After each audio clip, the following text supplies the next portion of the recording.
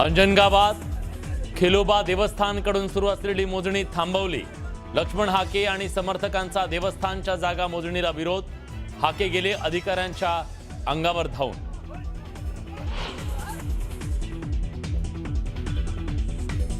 खराचं चाकणकरांशी फोनवरून 177 वेळा संभाषण। अंजली दमानी यांचा खळबळजनक दावा, तर शिंदे चंद्रकांत पाटील शिलारांशी खरातनं फोनवरून चर्चा केल्याचा दावा।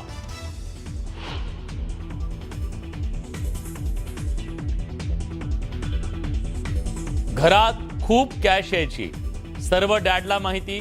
भोंदू अशोक खरात प्रकरणात खरातचा मुलगा हर्षवर्धन खरातचा एसआयटी चौकशीत मोठा खुलासा।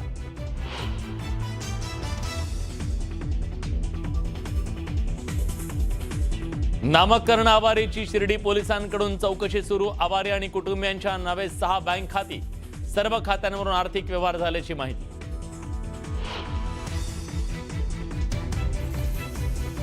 सुनील तटकरेंकडून आमदार शिवाजी गर्जेंना समज।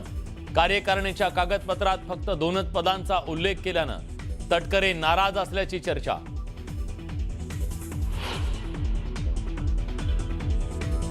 राष्ट्रवादीचं ते अंतर्गत पत्र बाहेर आलं कसं, यावरून वाद। रोहित पवारांना पत्र कोणी दिलं याची चौकशी केली जाणार।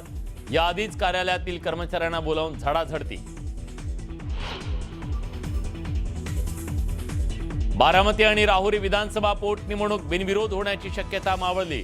पोटनिवडणूक लढायला काँग्रेस पक्षश्रेष्ठींचा हिरवा कंदील। लालबागच्या मिरची गल्ली परिसरात महापालिकेची कारवाई। 10 ते 15 फुटापर्यंत अतिक्रमण हटवलं। स्थानिकांच्या तक्रारीनंतर कारवाई। आणि येरमाळा इथल्या एडेश्वरी देवीच्या यात्रेला मोठ्या संख्येने भाविकांची गर्दी। पालखीवर चुनखडीचा वर्षाव, तर भाविकांच्या गर्दीनं वाहतुकीवर परिणाम।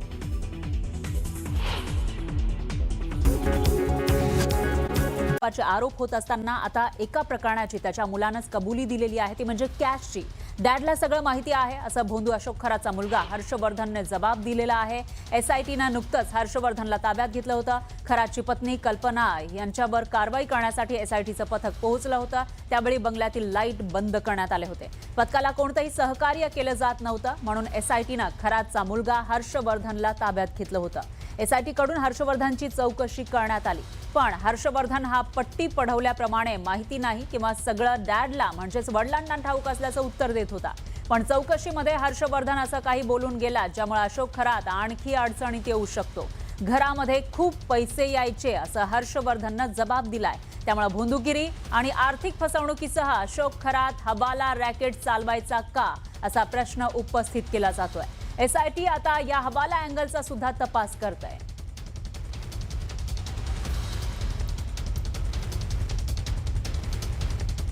दरम्यान खरातच्या मुलाच्या चौकशीमध्ये नेमकं काय घडलं ते आपण बघूयात ग्राफिक्सच्या माध्यमातून।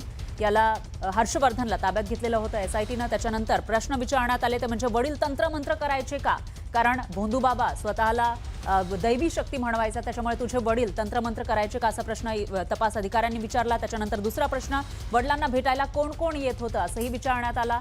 आणि त्या व्यतिरिक्त बहिणीच्या लग्नामध्ये किती सोनं घेतलं हाही प्रश्न एसआयटी कडून अधिकाऱ्यांकडून हर्षवर्धन खरातला विचारण्यात आला होता। याशिवाय घरातील खर्च कसा चालायचा, जे काही तुमचं खर्च आहे घरामधलं ते नेमकं कसं चालायचं याविषयी सुद्धा त्याला विचारण्यात आलं। आणि त्याचबरोबर आई पैसे कुणाकडे द्यायची हाही प्रश्न हर्षवर्धन खरातला पोलिसांकडून विचारण्यात आला, तपास अधिकाऱ्यांकडून विचारण्यात आला। याशिवाय परदेश दौरे आणि तंत्रमंत्राच्या संदर्भात प्रश्नांची सरबत्ती केली, कारण हा भोंदू अशोक खरात परदेश दौऱ्यांवर सुद्धा जात होता। त्याच्यामुळे आता एवढे सगळे पैसे नेमके कुठून यायचे हा सवाल साहजिकच उपस्थित होतोय। आणि त्यावरून तपास अधिकाऱ्यांच्या या प्रश्नावर उत्तर नेमकी कशी आली तेही समजून घ्या। सर्व डॅडला माहिती होती घरात खूप कॅश यायची, असं म्हणजेच रोकड यायची असं हर्षवर्धनने सांगितलेलं आहे। आणि सर्व काही डॅडला माहिती आहे हे एकच उत्तर देत होता अशी ही माहिती समोर आली आहे। त्यामुळे आता याचा नेमका अर्थ काय आणि याविषयी आता पुढे काय काय समोर येणार याकडेही लक्ष आहे। एकीकडे खरातचा मुलगा हर्षवर्धनने जबाब दिलाय की घरामध्ये खूप कॅश यायची, त्यामुळे खरात हवाला रॅकेट चालवत असल्याचा संशय व्यक्त केला जातोय। अशा वेळी खरातचा आर्थिक गैरव्यवहाराचं आणखी एक प्रकरण समोर आलं आहे। समता पतसंस्थेमध्ये 100 बँक खात्यांसाठी नॉमिनी म्हणून खरातनं सही केली होती. या खात्यातून त्यानं कोट्यावधींचे व्यवहार केल्याचंही समोर आलंय. अहिल्यानगरमधील समता पतसंस्थेमध्ये भोंदू अशोक खरातशी संबंधित तब्बल 100 बँक खाती असल्याची माहिती आहे. धोकादायक बाब म्हणजे ही सर्व खाती वेगवेगळ्या भक्तांच्या नावावर आहेत आणि त्यांचा एकमेव नॉमिनी आहे स्वतः अशोक खरात, आणि हे आता उघड झालंय.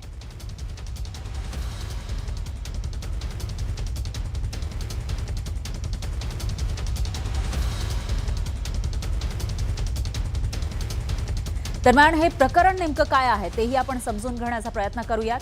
याच्यामध्ये एक म्हणजे समता आणि जगदंब पतसंस्थेमध्ये 132 खाती असल्याची माहिती समोर आली आहे आणि ही 132 खाती ही खरातशी संबंधित आहेत. प्रत्येक खात्याला नॉमिनी म्हणून खरातच नाव आहे. नॉमिनी म्हणून साधारणतः आपल्या घरातल्या एखाद्या व्यक्तीचं, आई वडिलांचं, मुलाचं नाव दिलं जातं, पतीचं नाव दिलं जातं, पण या प्रत्येक खात्यामध्ये नॉमिनी अशोक खरातच आहे 132 खात्यांचा. त्याच्यानंतर व्यवहार करण्याचा अधिकार सुद्धा अशोक खरातला होता अशी माहिती समोर आलेली आहे. म्हणजे नाव वेगळं पण नॉमिनीला सगळे अधिकार देण्यात आले होते. त्याच्यानंतर 57 भाविकांच्या नावे 100 खाती उघडली अशी ही माहिती समोर आली आहे.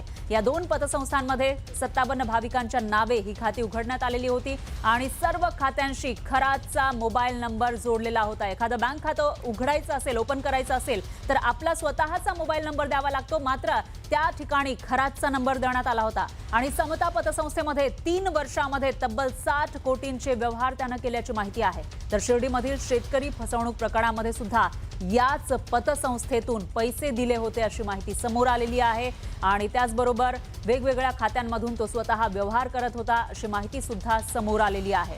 त्यामुळे तो नेमकं काय करत होता या पतसंस्थांच्या माध्यमातून, कशा पद्धतीने एवढे सगळे हे खाती उघडली गेली हाही सवाल आहे. दरम्यान 8 खाती खरात कुटुंबियांची होती. ही जी 132 खाती आहेत त्याच्यापैकी 8 खाती खरात कुटुंबियांची, मात्र बाकीची त्याच्या तथाकथित भक्तांची होती. त्याचा नॉमिनी खरात होता अशी माहिती समोर आली आहे. आणि याच्यामध्ये प्रतिभा चाकणकर आणि त्यांच्या मुलीच्या नावानं सुद्धा खातं होतं अशी माहिती आहे. प्रतिभा चाकणकर या रुपाली चाकणकरांच्या बहीण आहेत आणि त्यांची मुलीच्या सुद्धा नावं म्हणजे प्रतिभा चाकणकर यांचं त्यांच्या मुलीचं खातं या ठिकाणी असल्याची माहिती आहे. अनेकांनी स्वतः KYC करून दिल्याचा दावा पतसंस्थेकडून करण्यात आलेला आहे आणि खरात स्वतः सावकारीचं काम करत होता अशी ही धक्कादायक माहिती समोर येते. त्यामुळे ज्या बाबी खराशी संबंधित समोर येत आहेत ते प्रत्येक धक्का देणाऱ्या अशा आहेत, सामान्य माणसाला विचार करायला लावणाऱ्या आहेत.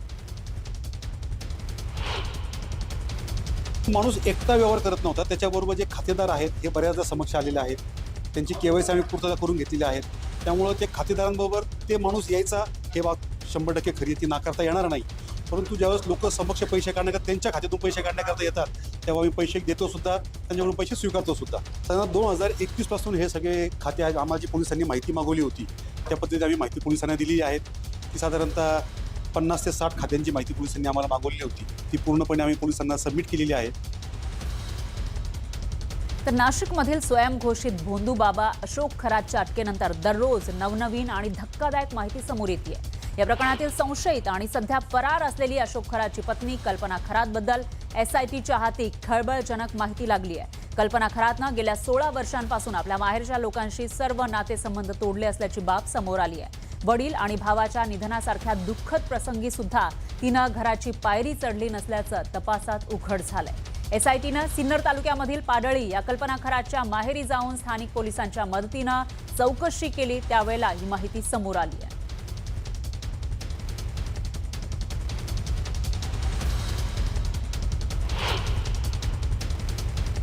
याच्यात ते लग्न त्या टायमाला झालं होतं. त्या टायमाला लोकांची गावची परिस्थिती बी तशीच होती. आज त्या कुटुंबाची इथल्या स्थानिक परिस्थिती एकदम गरीब आहे आणि असा तो संबंध झालेला आहे. तर त्यानंतर त्यांचा त्यांनी काय तो प्रश्न बसवला या अंकगणित काय असेल त्याच्यातून, तर तो आज एवढा केंद्रात समजा राज्यात मोठमोठ्या नेत्यांपासून पोहोचलाय. त्याला हे मोठे लोक सुद्धा बळी पडले, त्यांचा सुद्धा याच्यात दोष आहेच आहे. आणि गरीब गांडे तर गेलेच आपले भावनेच्या आरीच्या खेड्यावरचे लोक, त्यांनाही बी त्यांना काय असंच फसवलं. गरिबी परिस्थिती, आपले घरवाले गेले, आपला मुलगा, 2 मुली त्यांचे लग्न केले. तुम्हाला कधी मदतीचा हात देवाचं वाटलं नाही, नाही का? आम्ही घेतलाच नाही. त्यांच्या भावाला आवडतच नव्हतं. बहिणीचं कधीच नाही जायचं. काय किती वेळा अशोक खरात तिथे किती वेळा यायचे, कल्पना किती वेळा यायची? वर्षातून 10-5 वर्ष होऊन जाते, 5 वर्ष व्हायची. कमीत कमी 10 वर्ष झाली अशी त्याच्या भाऊ. कुणीतरी येऊन जायचं नाही दुनियामध्ये. कल्पना किती वेळा फोन बिन येतो का? असं मग असं वर्षातून एकदा, महिन्यातून, 4 महिन्यातून म्हणजे त्यांच्या ह्याच्यात राहायचं बिझी, म्हणजे त्यांना काही काय असेल ते त्यांनाच माहिती. दरम्यान भोंदू अशोक खरातमुळं सध्या नाशिक चर्चेत आहे. अशातच नाशिकच्या सातपूर परिसरामधील एक धक्कादायक घटना समोर आली आहे. एका व्यावसायिकाची हार्ड डिस्क चोरून त्यामध्ये असलेले महिलांचे आक्षेपार्ह व्हिडिओ व्हायरल करण्याची धमकी देत खंडणी मागितल्याचा प्रकार समोर आलाय. या प्रकरणी 4 आरोपींना अटक करण्यात आली आहे. अटकेतील आरोपींमध्ये व्यावसायिकाकडे काम करणाऱ्याचा सुद्धा समावेश आहे. सातपूर पोलीस ठाण्यामध्ये 2 दिवसांपूर्वी एका व्यावसायिकानं हार्ड डिस्क चोरी झाल्याची फिर्याद दाखल केली होती. हार्ड डिस्कमधील आक्षेपार्ह व्हिडिओच्या आधारे तक्रारदाराला ब्लॅकमेल केलं जात होतं. पोलिसांनी आरोपींकडून हार्ड डिस्क जप्त केली आहे. त्यामध्ये 100पेक्षा जास्त महिलांचे आक्षेपार्ह व्हिडिओ असल्याची प्राथमिक माहिती समोर येते. हे व्हिडिओ 2003 ते 2024 या कालावधीमध्ये रेकॉर्ड केल्याची शक्यता पोलिसांनी वर्तवली आहे.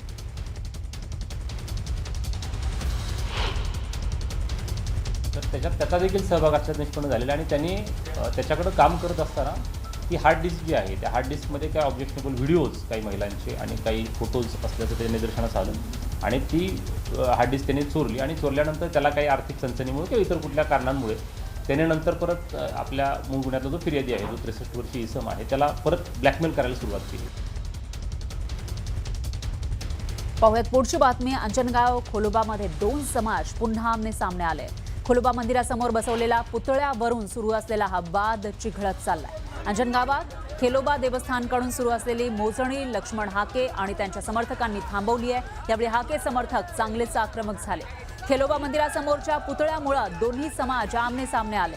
एक गट पुतळा आहे त्याच जागी राहावा या भूमिकेवर ठाम आहे तर दुसऱ्या गटाकडून पुतळा त्या ठिकाणी बसवण्यास विरोध आहे आणि यामध्ये लक्ष्मण हाकेंनी सुद्धा आंदोलनात उडी घेतली आहे. पुतळा बसवून जाणीवपूर्वक धार्मिक तेढ निर्माण करण्याचं षडयंत्र सुरू आहे असा आरोप धनगर समाजाचे नेते लक्ष्मण हाकेंनी केलाय. दरम्यान अंजनगाव खेलोबा इथून लक्ष्मण हाकेंना पोलिसांनी सोलापूर जिल्ह्याच्या बाहेर सोडावं अन्यथा मराठा क्रांती मोर्चाचे राज्यातील सर्व समन्वयक एकत्र अंजनगावमध्ये येतील असा इशारा मराठा क्रांती मोर्चाकडून देण्यात आलाय.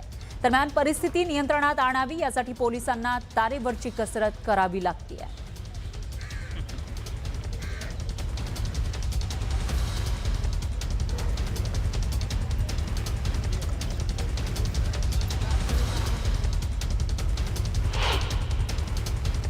जे आमचं नामोनिशाण तुम्हाला मिटवायचं आहे आणि छत्रपती शिवाजी महाराजांचा पुतळा बसवून काय मानसिकता ही नक्की? म्हणजे आम्ही जगायचं नाही, आम्ही राहायचं नाही. या गावामध्ये 50 ते 60% धनगर समाज आहे. रोज हजारोचा बांधव इथं दर्शनाला येतो. म्हणजे धनगर समाजात दहशत निर्माण करायची आहे. छत्रपती शिवाजी महाराजांचा हा पुतळा सन्मानानं योग्य जागेत पावित्र्य राखून स्थलांतरित व्हावा अन्यथा आम्ही ही जागा सोडणार नाही. माड्यामध्ये अंजनगावामध्ये ज्या पद्धतीने छत्रपती शिवाजी महाराज स्मारक बसवलं गेलेलं आहे त्या ठिकाणी जो वाद निर्माण झालेला आहे तो वाद धनगर समाज मराठा समाज बसून गावगाड्यामध्ये सलोखा राहावा म्हणून बसण्यासाठी तयार आहे.